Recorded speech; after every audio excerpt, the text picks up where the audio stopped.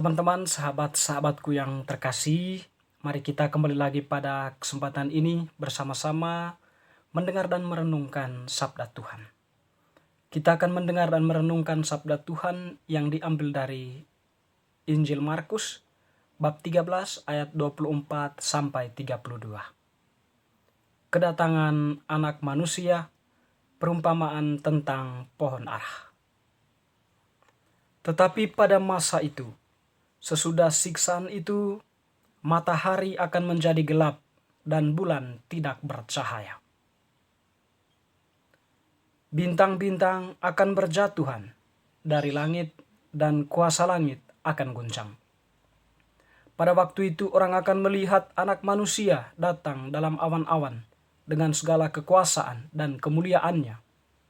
Dan pada waktu itu pun ia akan menyuruh keluar malaikat-malaikatnya dan akan mengumpulkan orang-orang pilihannya dari keempat penjuru bumi, dari ujung bumi sampai ke ujung langit.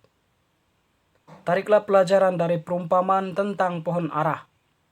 Apabila ranting-rantingnya melembut dan mulai bertunas, kamu tahu bahwa musim panas sudah dekat. Demikian juga, jika kamu lihat hal-hal itu terjadi, ketahuilah bahwa waktunya sudah dekat, sudah di ambang pintu. Aku berkata kepadamu, sesungguhnya angkatan ini tidak akan berlalu sebelum semuanya itu terjadi. Langit dan bumi akan berlalu, tetapi perkataanku tidak akan berlalu. Tetapi tentang hari atau saat itu tidak seorang pun yang tahu. Malaikat-malaikat di surga tidak, dan anak pun tidak, hanya Bapa saja.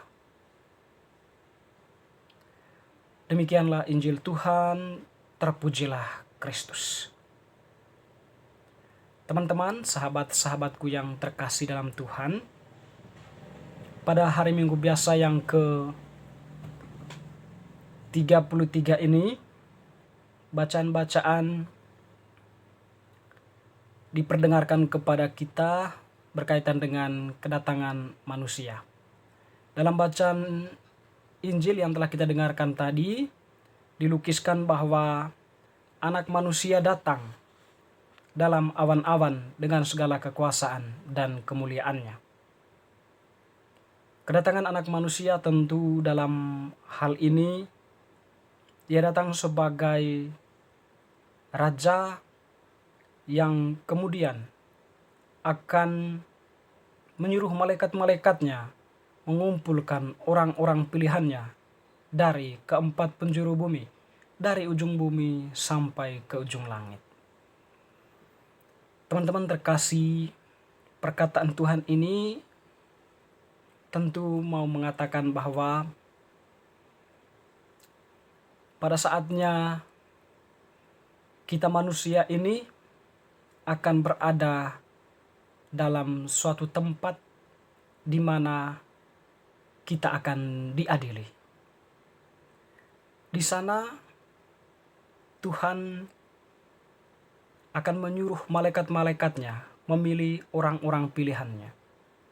Tentunya dalam hal ini, orang-orang pilihan yang dimaksudkan itu adalah orang-orang yang sudah melakukan kehendak Allah. Orang-orang yang setia, orang-orang yang rendah hati, yang takut akan Allah. Dalam bacaan pertama, kalau kita mendengarkan atau kalau kita membacanya, dikatakan bahwa orang-orang yang adalah orang-orang pilihan Allah dikatakan sebagai orang-orang yang bijaksana. Orang-orang yang bijaksana itu memancarkan cahaya. Dan tentunya bahwa mereka mengalami cahaya atau mengalami pancaran cahaya cakrawala. Tentu adalah orang-orang yang selama perjalanan hidup di dunia ini penuh dengan penderitaan demi membela kebenaran. Dan cahaya itu menuntun mereka kepada kebenaran seperti bintang-bintang tetap untuk selama-lamanya. Teman-teman, sahabat-sahabat dan saudara-saudariku yang terkasih, singkatnya kita mau mengatakan bahwa Ketika tiba saatnya kita semua manusia ini akan berada dalam suatu tempat di mana kita akan diadili, atau di mana kita akan berada pada posisi mempertanggungjawabkan setiap tugas-tugas kita atau perbuatan-perbuatan kita di bumi ini. Tentu kalau kita mendengar dengan baik bacaan ini menegaskan bahwa setiap orang yang mencintai kebenaran, dia akan dituntun oleh cahaya menuju sang kebenaran sejati. Setiap orang yang berperilaku baik, setiap orang yang setia kepada Allah, mereka itu akan mengalami atau disebut sebagai orang-orang pilihan Allah. Tetapi sebaliknya, setiap orang yang mencintai kejahatan, atau setiap orang yang selama hidupnya berada dalam kegelapan, yang tidak mampu melihat cahaya Allah atau cahaya sang kebijaksanaan, mereka mungkin dikatakan sebagai orang-orang yang masih memerlukan atau membutuhkan pemurnian. Mereka akan menikmati penderitaan yang tentunya kita kenal sebagai penderitaan di api penyucian, di mana di sana kita berada dalam suatu suasana yang mencekam atau suasana yang sangat menderita. Teman-teman, sahabat-sahabatku yang terkasih, Tuhan dalam bacaan Injil kita mendengarkan bagaimana seharusnya kita berjaga-jaga ketika anak manusia itu datang.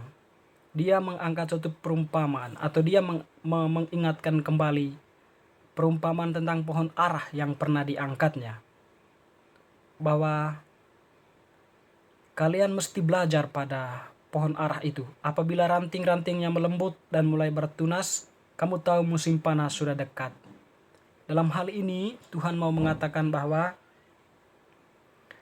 menyambut kedatangan anak manusia yang akan datang, kita mesti mempersiapkan diri kita.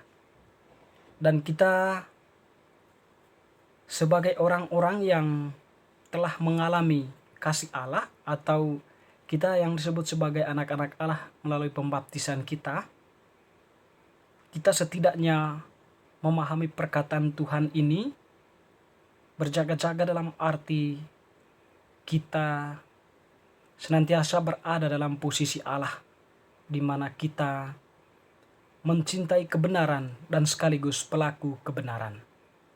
Sehingga pada akhirnya nanti kita akan mengalami, atau kita akan dituntun cahaya kebenaran itu menuju kebenaran sejati. Kita akan menuju suatu tempat di mana sang kebijaksanaan itu berdiam, di mana sang kebijaksanaan itu berkuasa dan bertahta. Teman-teman, sahabat-sahabatku yang terkasih, bacaan Injil hari ini mengingatkan kita untuk berbalik dari perbuatan-perbuatan kita yang jahat, atau perbuatan-perbuatan kita yang tidak berkenan bagi Allah. Itulah sekiranya syarat yang memungkinkan kita mengalami cahaya yang dikatakan dalam kitab Daniel tadi, cahaya yang menuntun kita kepada kebenaran sejati, yang menuntun kita untuk berada bersama sang kebijaksanaan itu. Kita mengetahui atau kita menyadari bahwa tentu dalam kehidupan kita tidak sesempurna sebagaimana yang diharapkan Allah. Tetapi usaha kita untuk menjadi sempurna, usaha kita menuju kesempurnaan itu, itulah yang diharapkan Allah. Semoga bacaan hari ini meneguhkan iman kita untuk senantiasa mencinta yang benar, agar saatnya nanti ketika Anak Manusia datang, kita sudah bersiap-siap, kita sudah berada dalam posisi memiliki kekuatan atau dalam posisi sebagai anak pilihan Allah yang kemudian memasuki cahaya kebenaran menuju sang kebenaran sejati itu. Semoga